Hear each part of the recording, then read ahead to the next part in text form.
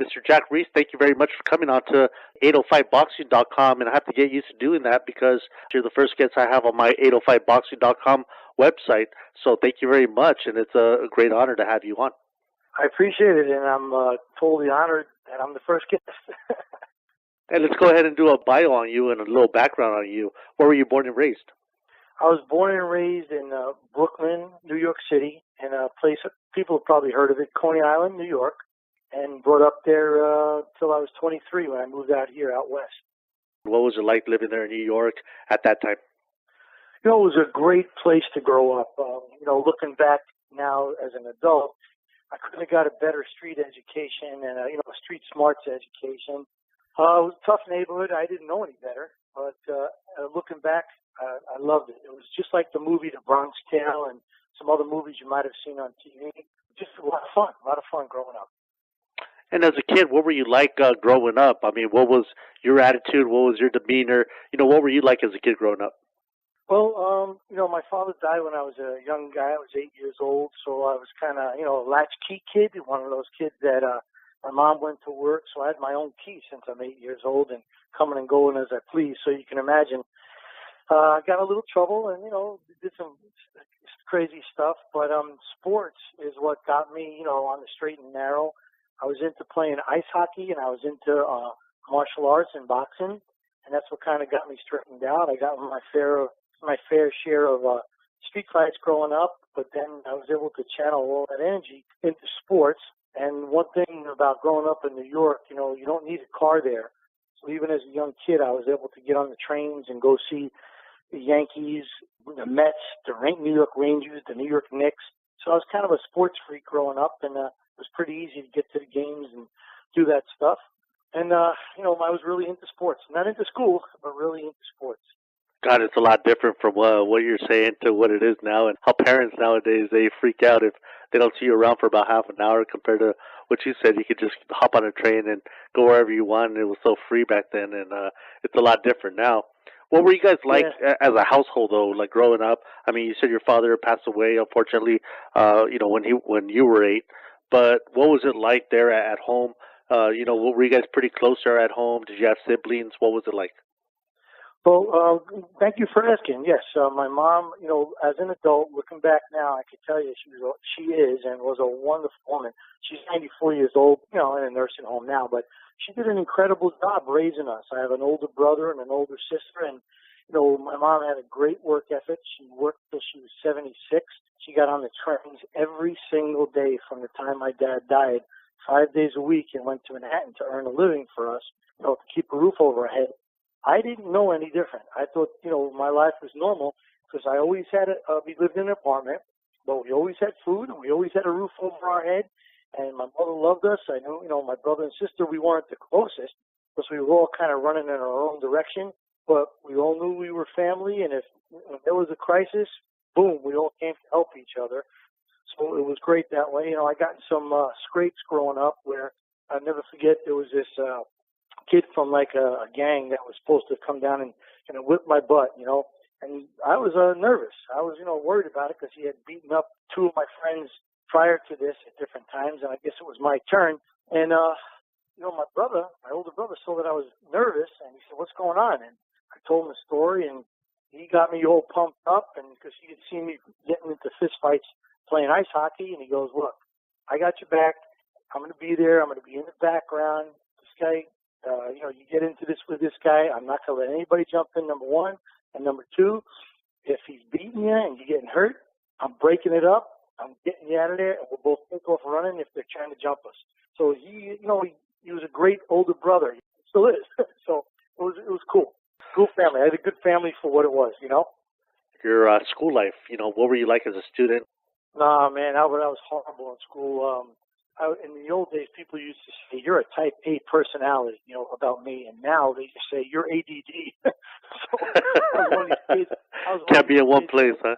Yeah, I was just one of these kids that have, I'm one of these people that my mind is always going, and I really couldn't concentrate. I didn't like school, and I didn't do well in school at all because I wasn't interested in it. So I barely got out of high school, and within my first semester in community college, I got tossed out for, lack of grades. And then I just, banged around from job to job while I was pursuing an amateur kickboxing career. I took martial arts from the time I was about 15, and when I was about 21, I wanted to be a kickboxer.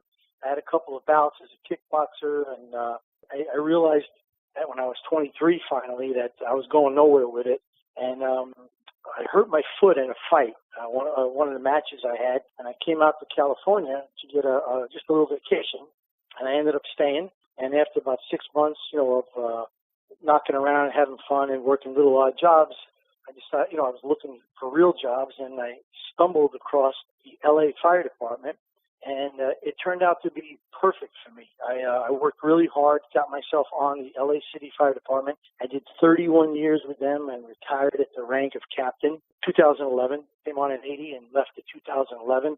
And it was the greatest job for me because it wasn't sitting in an office all day. And with my personality, I just couldn't have done that. Wore a suit and tie and went to an office. The fire department was very exciting. When the bell went off, you never knew what kind of challenge you were going to be faced with, which was perfect for my personality. And there's a scope and a variety of things that you have to know to be successful, which was great because it kept my mind occupied, jumping from thing to thing to learn, to practice on, to do. It was great. It was a great career for me. It was wonderful. And it seems like from what you're saying, from growing up and saying you got like in a lot of scraps at, there in New York, then you got into a sport like the martial arts or whatnot. Then you went on to become a firefighter. It seems like you liked the challenge. Was that always like instilled in you somehow? Was that always like a part of you? That's a great question. And as you get older, you learn more and more about yourself. I'm very competitive, but I would never hurt anybody as far as, how do I say this? I would never do something underhanded to beat you at something. I'm fair. I would never badmouth you or try to hurt you to get myself ahead. If I'm going to beat you, it's going to be me beating you. But what the real person I am is I love competition with myself. I love challenging myself to be the best that I could be.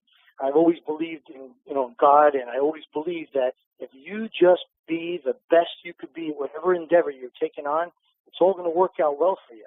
And that's always been my philosophy. So I love personal challenges, whether it's something dumb as trying to learn how to ski or surf or whatever, to all the way up to refereeing and also when I was a fireman. Just be the best you could be and don't lie to yourself. Put the work in, make the full effort, no excuses. And you might not reach the pinnacle, you might not be the best, but you'll be, very satisfied with your performance if you give it your all. And that's who I am, basically. I love the first few words that you said there answering that question. You said you're fair. The first thing that comes to mind is I'm fair but firm. Joe Cortez, and he was a referee himself, and that's the first thing I thought about. Great guy. Yeah, he is. I talked to Joe. Joe and I have a friendship, and through the boxing industry, we became friends, and we actually speak to each other on a routine basis. He'll call me after a fight and stuff, or even before a fight, and we'll chat. And now he's with ESPN, and great guy. And after doing something like firefighting, you leave that after 31 years, like you said. What made you decide to go into something like refereeing and a sport like boxing, especially in a sport like boxing? It has a lot of, good vibes, but it has a lot of bad vibes too, from a lot of negativity, things from that go on there. What made you go from something positive as firefighting to what a lot of people see as something as negative as boxing? What made you do that change? Well, there's nothing in life that doesn't have its challenges, and there's no nirvana. There's nothing perfect. Whatever profession you're in, there comes a little baggage with it. And I've been around boxing, since I was born. My dad, I think he fought. I've got pictures of him standing on the beach in a boxing stance. My mom told me stories about him fighting and boxing. So it's just been in my family. And I've always, been a fan. And then from a fan, I turned into a little bit of an amateur fighter. The last fight I had, as a boxing fight I had, was I fought for the LA Fire Department against the LAPD and LA County Sheriffs in a tournament that they still have. In fact, I just officiated it last week. It's called Battle of the Badges, or Fight for Life, and they raise money for cancer research for the City of Hope and I'm proud to say that they just last year passed the $1 million mark in contributions to the City of Hope for the cancer research. So being around boxing and being a part of it as a young man, I wanted to stay involved. And I always felt that I could, I'm a fair person. I like, when there's a fight, I want it to be fair. I've always been this way. If someone was getting beat up when I was a kid and he had enough, I would always break it up. That's just the way I was. Okay, he's had enough. You beat him. That's it. You're done, And even in hockey, I got in a lot of scraps in hockey. And, if I had the guy and he was out on his feet, I didn't continue to hit him if he dropped or he's out on his feet. I beat him, the fight's over, I'm moving on, So being a referee was kind of like a natural transition for me. It was something that always interested me because it would give me the opportunity to stay involved with boxing and actually be involved with professional boxing. So I pursued it a little bit over about 17 years ago. I pursued it and started 16 years ago. I did it while I was a fireman, at the same time. Now, I was never a firefighter, but I worked for the Ventura County Fire Department for about 6.5 years up until 3 months ago. So I have a pretty good idea, what you guys do out there. With all the split-second decisions that I know you guys make out there, having lives on your hands, having, to get involved physically in your duties, on your everyday duties, your everyday shift, do you think that experience doing firefighting and refereeing in a weird way are kind of similar? Albert, it's not weird. It's exactly the same thing. And in fact, I am fortunate enough that I teach seminars for the WBC, the IBF, the WBO, as well as the California Athletic Commission. And I've noticed, because I always ask for a raise of hands, I've noticed that a lot of police, fire, and military personnel are referees and judges. And it's very similar in this way. You start out and you go into an academy and you're trained how to handle different crises. As a fireman and a cop, as well as in the military, you're training and you're maintaining your equipment and you're waiting for the bell to ring. Bell rings, you don't know what you're going to, and you go out and you got to analyze, visualize, and execute the proper thing to confine or control the emergency and then make it better. Same thing with a referee. I'm walking around the ring, I'm staying out of the way, and when something happens, my instinct, but my training takes over of what I'm recognizing happening in front of me and trying to make that thing better. It's the exact same thing. You have to be trained to make a split-second decision in a crisis, if that makes sense the way I described it. In that transition that, you did after you retired from firefighting, what were those early first steps like? What was it like for you in that transitioning from being, firefighter to doing what you're doing right now? Let me just explain. I was a firefighter, a captain on the fire department, while I started training to become a professional referee. I didn't retire into it. I did them at the same time, and I just retired 3 years ago from the fire department. And my training was some of the best training I've ever taken in my entire life with the California State Athletic Commission. At that time, they had a 3-year program that they created. The referees created it. The commission felt that some of the referees at the time were getting a little bit old and they better develop a new crop, and they gave it to the referees to handle it, to make a program up that would develop good refs. And there were 92 applicants that had passed the application process. There was probably a couple hundred that tried to do this. 92 applicants ended up showing up in a room in the LA Boxing Club to start this course, a 1-year program of instruction and testing in LA Boxing in the gym. And then after that, we did one fight a month, not a whole card, just one fight on one card a month for the next 8 to 12 months. And if you pass those two things, you got on probation in your 3rd year, and you could work 4 and 6 rounders, but you had to sign an agreement that if you did anything wrong or they felt you did anything wrong, they could let you go without even the possibility of suing or arbitration. You were gone, and we signed it. And all throughout the way, we had mentorship. We had the referees. Some of the referees took a real interest in us. Marty Denkin was one of them, Pat Russell, Larry Rosadia, Lou Filippo, even Chuck Hassett and Jim Jenkins helped a bit. And they helped us along. For the guys who really wanted to do it, they were out there to help you, and you took a lot of constructive criticism. You had to have broad shoulders to take a lot of that constructive criticism when you made mistakes and move on. But it was a great and rewarding program.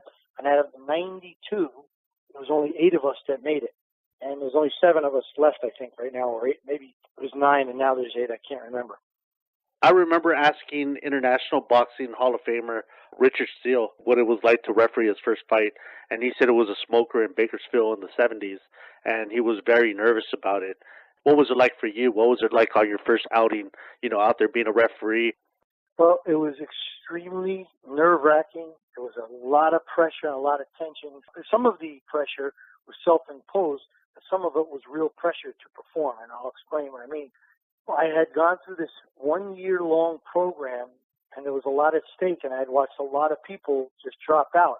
I'd taken away a lot of time from my wife and my children, and even from the ability to work overtime. I gave that up just to go to the boxing classes on a Saturday. I rearranged my schedule so I could be there the Saturdays that I had to be there.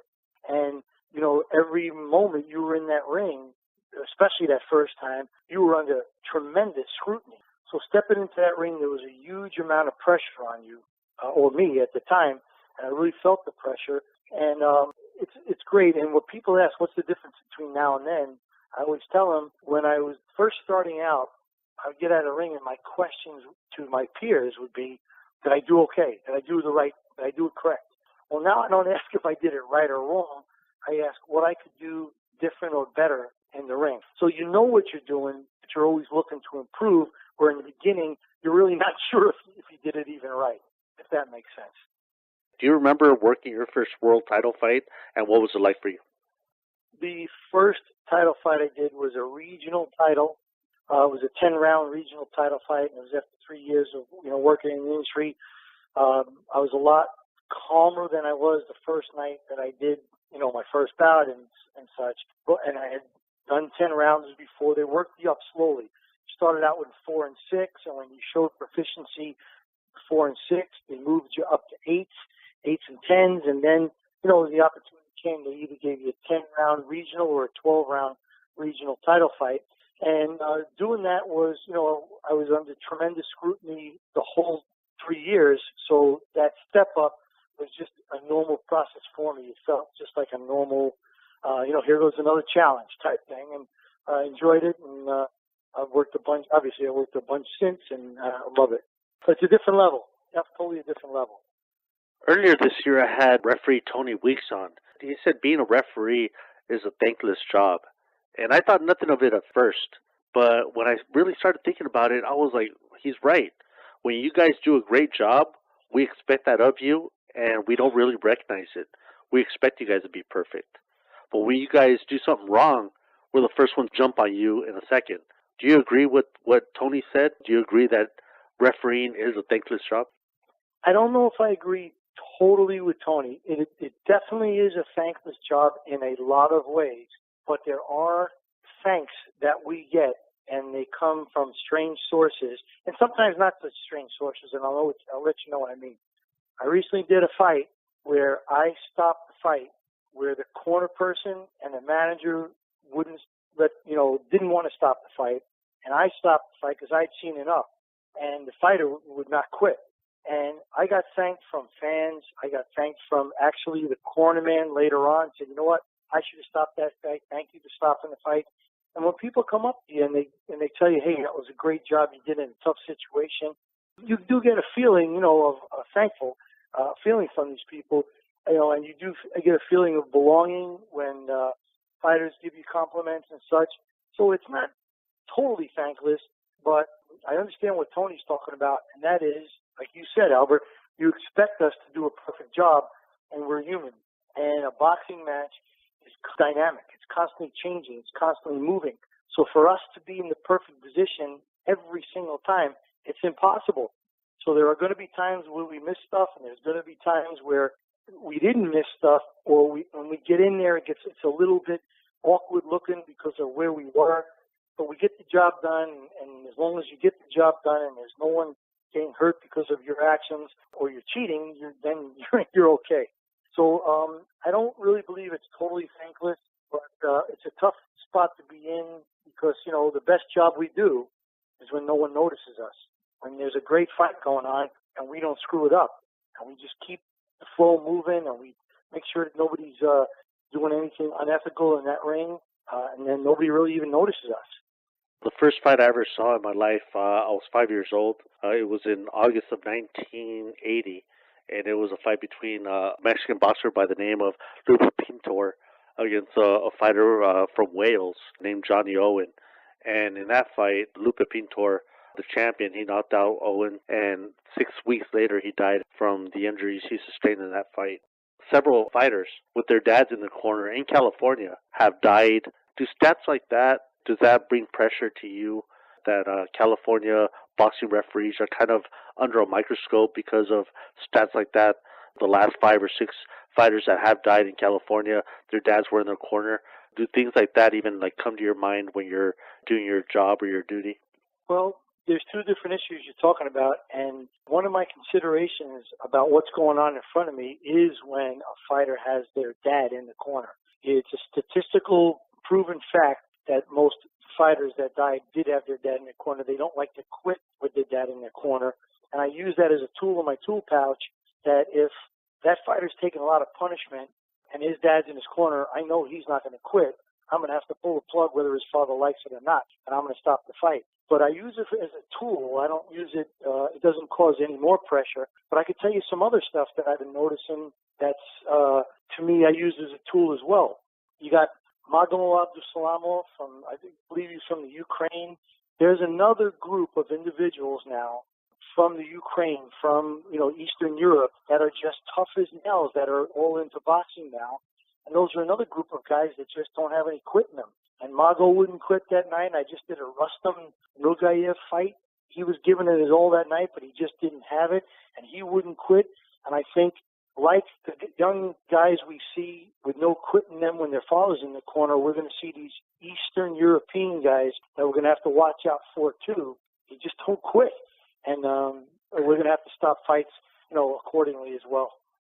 Have you ever really saw this sport and said, you know what, this is a little too much what I'm doing compared to what I've been doing and what I want to do, and really just said, yourself just really wanted to kind of throw the towel in and quit this? Or are you happy doing what you're doing, and are you totally satisfied? I love doing what I'm doing. I am so passionate about it. I can't even explain to you how passionate I am. In fact, my wife can describe it better than me. What I say about boxing is that boxing has been my mistress. It has taken me away from my family and my job and my wife quite a bit. I have this love affair with this sport. And sometimes it is so wonderful, it just keeps me coming back. Other times it's not so great, and it's disappointing and things happen, just like a mistress would be if you had a mistress. But I absolutely love this sport enough to know that whenever things aren't going well, you just keep doing what you're doing, maybe back off a little bit. But I don't even have any plans of quitting until I start recognizing that I'm not doing as well as I believe I can. And that day comes when I feel I can't protect the fighters, or I'm making mistakes on a regular basis that I shouldn't have been making. I'll pull the plug and I'll stop refereeing, and I'll only judge. No one's going to have to force me out. Trust me. In your opinion, from your observations, from what you've seen and what you see every day on duty, do you think that there's people out there that shouldn't be in the sport, whether it be referees or judges or whatever officials appointed by the state, that you don't think that belong there? Will you ever pursue doing a job to take care of all this or to clean it up? Well, I totally agree with you, and what I'm saying is yes, there are people in the officials' ranks, officials in the industry of boxing, that should not be officials. And this is a very controversial topic that you're asking me to bring up, but I got no problem bringing it up. There are people in this sport that became referees and judges because they're somebody important's nephew. They had a connection. That connection got them in. They don't know the difference between a fish hook and a left hook. And all of a sudden, they're judging and refereeing fights and in charge of people's lives and careers. It's disgraceful. But this is life, by the way. This is life in politics. I really feel that everybody who referees a fight should have had at least a few amateur fights to know what it is to get punched in the face, to understand what these guys and gals are going through in front of them. You know, you take a guy who's never been punched in the face. Is he going to have compassion for a guy in front of him that's getting punched? You don't know what it's like. Also, I really think that you should not be able to become a referee until you're 30 years old and have a family. The reason is, as a young kid, as a young man, you know, you're thinking with the wrong part of your body. Your head's not doing the thinking, you know.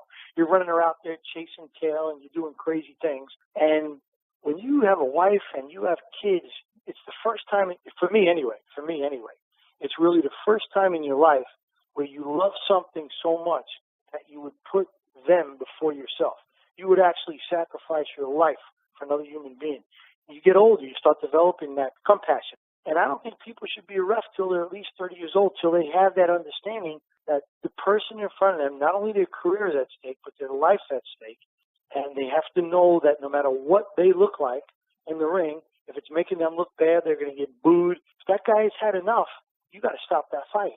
You got to find a way to stop that fight. You got to make it happen, protect that kid from himself or whatever other things that are out there.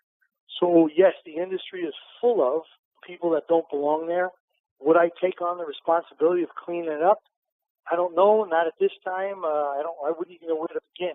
I've been very vocal my whole career about, there's people that don't belong, and there's people that are in it for the wrong reasons.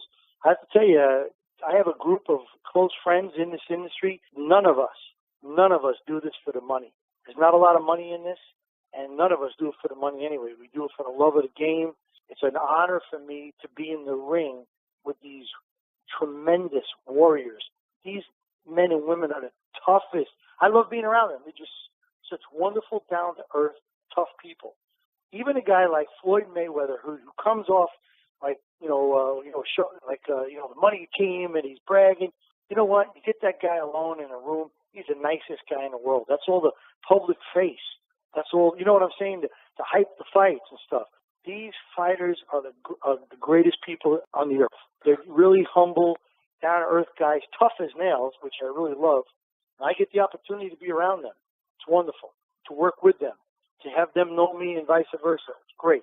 Where there's other people that are only in this to bring attention to themselves, to possibly get some kind of recognition or fame or something like that, so they can walk into their office, their business, and say, "Oh yeah, I'm a professional boxing referee." Maybe they'll have it easier in their office, but they really shouldn't be here. And the public's smart enough to figure out who those people are, the difference between those people, and really who they are, and let the public decide who's who in it. And you, of all people, I had to ask that question, man, because you've been a firefighter, and there's a lot of people in certain places, I'm not going to say names, but certain places that should even be there, because you got people's lives on your hands, and you for 31 years have done that, and most of them can't say that they've done that too. I agree. In fact, if you look around and just follow the path, see how certain people became officials. If they were related to somebody who got them in, friends of somebody who got them in. My best friends in this industry are unrelated to anybody else in this industry and came up themselves through the ranks. Their uncle, father, brother, sister, nobody's in the industry. And they made it on their own. And that's the way I am. I didn't know anybody when I came in here. Man, that's awesome, Jack. A weird question here. I think I know what you're going to answer here. But do you ever regret getting into this refereeing thing, getting into boxing, getting into the sport? Do you ever regret that? Well, I've never regretted it. How can I say I've never regretted it? I have regretted it. When I look at my kids and my wife and realize the amount of time that I've taken away from them to do this, you know what I'm talking about, Albert. And the amount of their growing up that I missed, I have those kind of regrets. I'm glad I'm in it. I wouldn't change it for the world. I'm honored to be in it. I'm blessed to be in it. I'm just a young kid. I'm just a kid from the streets of Brooklyn, and now I'm involved with professional boxing. I'm the luckiest guy in the world. So nothing's perfect, and I do have regrets, but looking back, I wouldn't change it for the world. I love doing what I'm doing. Even though you're going to be here for another 100 years, Jack, what do you want people to think of whenever they think of referee Jack Reiss? Well, if they remember me, I hope they feel that I was a good referee. I was one of the better referees in the industry, and for sure, I want them to think of me as a person that was always honest and fair, and that I represented the sport of boxing in a great manner, in a positive manner, in a great manner. And what more else can I ask for than that? And that you have, my friend. And you know what? I still agree with Tony Weeks, man. I think being a referee is a thankless job. I know I couldn't do that job. Future California Boxing Hall of Famer, what do you think of that also? Well, you know how you say it's a thankless job. I'm being thanked. Somebody was nice enough to nominate me for the California Boxing Hall of Fame, and they accepted the nomination, and I'm being inducted on October 25th, and it's like the greatest thing in the world. I didn't get recognized ever in school growing up. I didn't get recognized hardly, much in my job.